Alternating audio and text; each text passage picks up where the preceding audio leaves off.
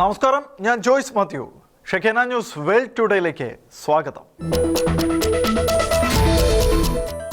ഇറാനെതിരെ യുഎസിന്റെ സൈനിക നടപടിയുണ്ടാകുമെന്ന ആശങ്ക നിലനിൽക്കെ ഇറാന് പിന്തുണയുമായി ഗൾഫ് രാജ്യങ്ങൾ. ഇറാനെതിരായ സൈനിക നീക്കങ്ങൾക്കായി സൗദി അറേബ്യയുടെ വ്യോമാതിർത്തിയോ ഭൂപ്രദേശമോ ഉപയോഗിക്കാൻ അനുവദിക്കില്ല എന്ന് സൗദി കിരീടാവകാശി മുഹമ്മദ് ബിൻ സൽമാൻ വ്യക്തമാക്കി. ഇറാൻ പ്രസിഡന്റ് മസൂദ് പെസഷ്കിയാനുമായി നടത്തിയ ടെലിഫോൺ സംഭാഷണത്തിലാണ് കിരീടാവകാശി ഇക്കാര്യം ഉറപ്പു നൽകിയത്. ഇറാന്റെ പരമാധികാരത്തെ മാനിക്കുന്ന സൗദിയുടെ നിലപാട് കിരീടാവകാശി ആവർത്തിച്ചു. മേഖലയിൽ സുരക്ഷയും സ്ഥിരതയും ഉറപ്പാക്കുന്നതിനായി തർക്കങ്ങൾ ചർച്ചകളിലൂടെ പരിഹരിക്കാനുള്ള എല്ലാ ങ്ങൾക്കും സൗദിയുടെ പിന്തുണ വാഗ്ദാനം ചെയ്തു. ഇറാനിലെ നിലവിലെ സാഹചര്യങ്ങളെക്കുറിച്ചും ഭരണകൂടത്തിന്റെ നീക്കങ്ങളെക്കുറിച്ചും പ്രസിഡന്റ് പെസഷ്കിയാൻ വിശദീകരിച്ചു. ഇറാന്റെ ആണവ പദ്ധതിയുമായി ബന്ധപ്പെട്ട ചർച്ചകളിലെ പുരോഗതിയും പെസഷ്കിയാൻ പങ്കുവച്ചു.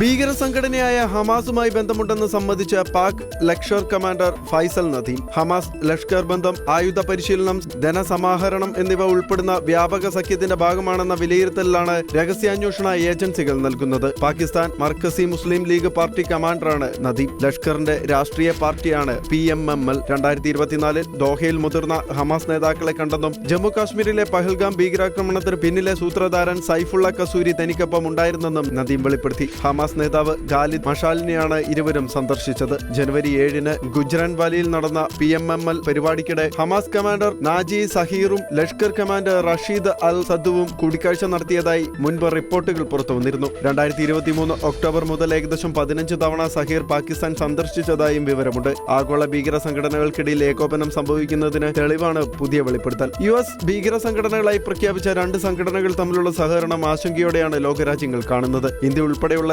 ലോകരാജ്യങ്ങൾ ഭീകര സംഘടനകളുടെ സഖ്യത്തെ നിരീക്ഷിക്കുകയാണ്. ഫിനാൻഷ്യൽ ആക്ഷൻ ടാസ്ക് ഫോഴ്സ് ഉൾപ്പെടെയുള്ള അന്താരാഷ്ട്ര ഏജൻസികളും ഹമാസ് ലഷ്കർ സഹകരണത്തെ ജാഗ്രതയോടെയാണ് വീക്ഷിക്കുന്നത്. ഇന്ത്യയുടെ ദേശീയ സുരക്ഷയ്ക്ക് ഭീഷണിയുണ്ടാകുമോ എന്നും രഹസ്യാന്വേഷണ വിഭാഗം പരിശോധിക്കുന്നതായാണ് റിപ്പോർട്ട്.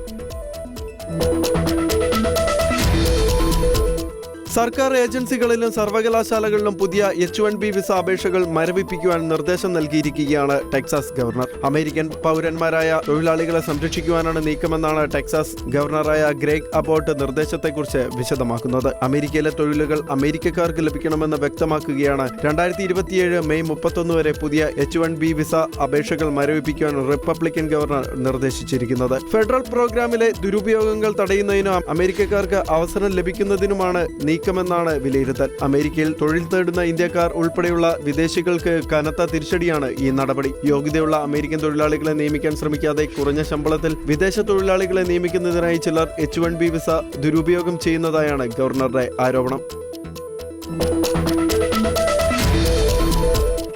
ബ്രിട്ടനിലെ അതിദരിദ്രരുടെ എണ്ണത്തിൽ റെക്കോർഡ് വർധന. 68 ലക്ഷം ജനങ്ങൾ നിലവിൽ അതിദരിദ്രരാണെന്നും 3 പതിറ്റാണ്ടിനിടയിൽ റെക്കോർഡ് വർധനമുണ്ടായെന്നും ജോസഫ് റൗണ്ടി ഫൗണ്ടേഷൻ നടത്തിയ പഠനം വെളിപ്പെടുത്തുന്നു. മൊത്തത്തിലുള്ള ദരിദ്ര നിരക്ക് 1994-95 24% 2023-24 21% കുറഞ്ഞെങ്കിലും അതിദരിദ്രരുടെ എണ്ണം 8% നിന്നും 10% വർദ്ധിച്ചു. വീട്ടുവാടക കഴിഞ്ഞുള്ള കുടുംബത്തിന്റെ ആകെ വരുമാനം ശരാശരി പ്രതിശീർഷ വരുമാനത്തിന്റെ 40% താഴെ വരുന്നവരെയാണ് ബ്രിട്ടനിൽ അതിദരിദ്രരായി കണക്കാക്കുന്നത്. 2 കുട്ടികളുള്ള ദമ്പതികൾക്ക് പ്രതിവർഷ വരുമാനം 16,400 യൂറോയിൽ കുറവാണെങ്കിൽ അവരും ഈ വിഭാഗത്തിൽ വരും.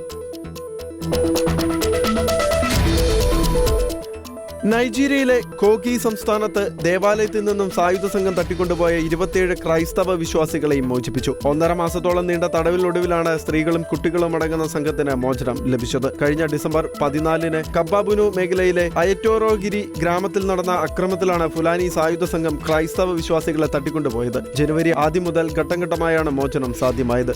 ജനുവരി 21 എല്ലാവരെയും വിട്ടയച്ചു. എന്നാൽ തടങ്കലിലെ പീഡനങ്ങൾക്കിടെ 2 പേർക്ക് ജീവൻ നഷ്ടമായിരുന്നു. ഒരാൾ തടവിലായിരിക്കുകയും മറ്റൊരാൾ രോഗബാധിതനായി മോചിക്കപ്പെട്ടതിന് തൊട്ടു പിന്നാലെ മരിക്കുകയായിരുന്നു. വെറും 2 വയസ്സ് മാത്രം പ്രായമുള്ള കുട്ടികൾ പോലും ഭീകരന്മാരുടെ കരുണയില്ലായ്മയ്ക്ക് ഇരകളായി. അതേസമയം കഠിനയിൽ ജനുവരി 18-ന് നടന്ന മറ്റൊരു ആക്രമണത്തിൽ തട്ടിക്കൊണ്ടുപോയ 166 പേർ ഇപ്പോഴും തടവിലാണെന്നത് ആശങ്ക വർദ്ധിപ്പിക്കുന്നു. ഇവരെ മോചിപ്പിക്കുവാൻ മനുഷ്യാവകാശ സംഘടനകളുടെ നേതൃത്വത്തിൽ ശ്രമങ്ങൾ തുടരുകയാണ്.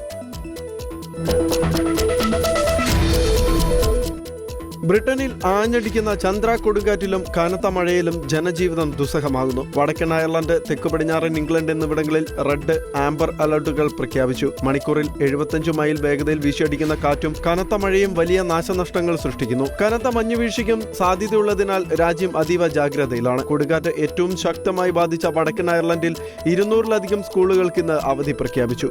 ബെൽഫാസ്റ്റ് സിറ്റി എയർപോർട്ടിൽ നിന്നുള്ള 30ഓളം വിമാനങ്ങൾ റദ്ദാക്കി. റോഡുകളിലേക്ക് മരങ്ങൾ കടപുഴകി വീണതോടെ ഗതാഗതം പൂർണ്ണമായും നിലച്ചു. തീരദേശ മേഖലകളിൽ കടൽക്ഷോഭം രൂക്ഷമാകാൻ സാധ്യതയുള്ളതിനാൽ ജനങ്ങൾ തീരദേശങ്ങളിൽ പോകരുതെന്ന കർശന നിർദ്ദേശവുമുണ്ട്.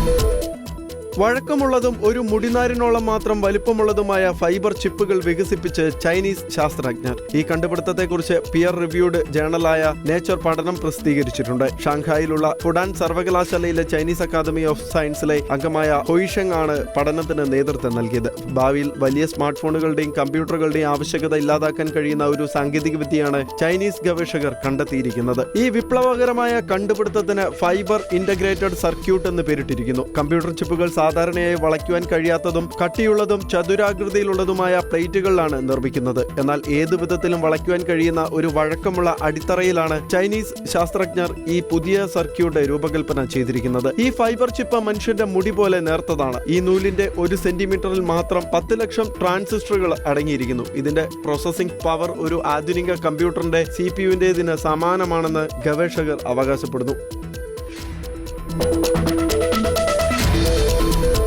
വെൽ ടുഡേ സമാപിക്കുന്നു. നന്ദി, നമസ്കാരം.